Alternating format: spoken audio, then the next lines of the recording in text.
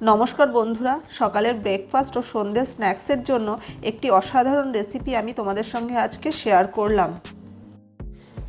আমি কড়াইতে শুকনো খোলায় প্রথমে সুজিটাকে একটু লাল লাল করে ভেজে নিলাম।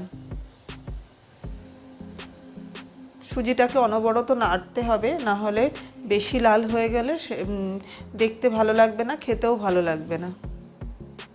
আমি সুজিটাকে নামিয়ে রেখে অল্প তেল দিয়ে তারপরে তার মধ্যে আমি চীনাবাদাম ভেজে নিলাম।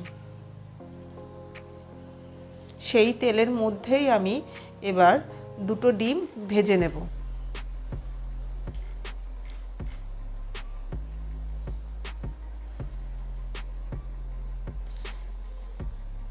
ডিম ভাজার সময় তার মধ্যে দিয়ে দেবো একটু লবণ দিয়ে নাড়াচাড়া করে ডিমটাকে আমি ভেজে নেব।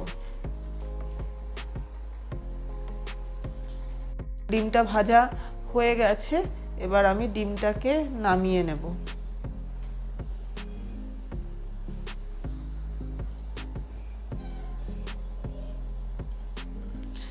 এবার ওর কড়াইয়ের মধ্যে আবার কিছু তেল দিয়ে প্রথমে আমি দেব গাজর আর বিনস, এগুলো দিয়ে আমি একটু ভেজে নেব।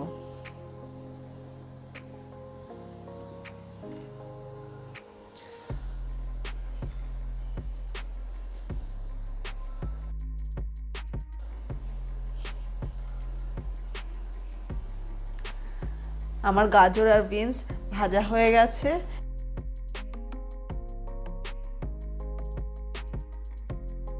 গাজর আর বিনস তুলে নিয়ে তার মধ্যে দিয়ে দেব ক্যাপসিকাম ও টমেটো। ক্যাপসিকাম টমেটো ভাজা হওয়ার পরে আমি সর্ষে ফোড়ন দিয়ে কারি পাতা দিয়ে তারপরে দিয়ে দিয়েছি পেঁয়াজ আর লঙ্কা কুচি।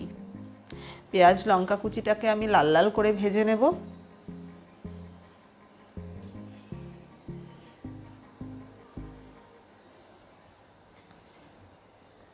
তার মধ্যে আমি যে সবজিগুলো ভেজে রেখেছিলাম এবং বাদাম ও ডিম, তার সঙ্গে সুজিটাকেও আমি দিয়ে দেব।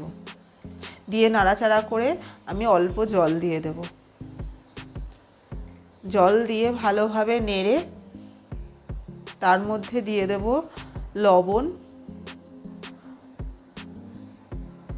হলুদ আর স্বাদ মতো চিনি। এবার ভালোভাবে নাড়িয়ে নেব। ভালোভাবে নাড়িয়ে নিয়ে এবার আমি গ্যাসের আঁচটাকে কমিয়ে রেখে ঢেকে রাখবো।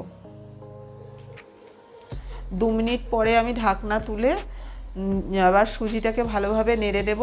দেখো কেমন শুকিয়ে গেছে আর ঝরঝরে হয়ে গেছে।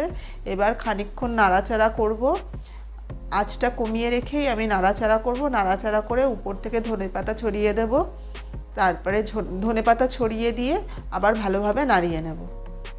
আর দেখো তৈরি হয়ে গেছে ঝাল মিষ্টি ঝরঝরে সুজির একটি অসাধারণ রেসিপি।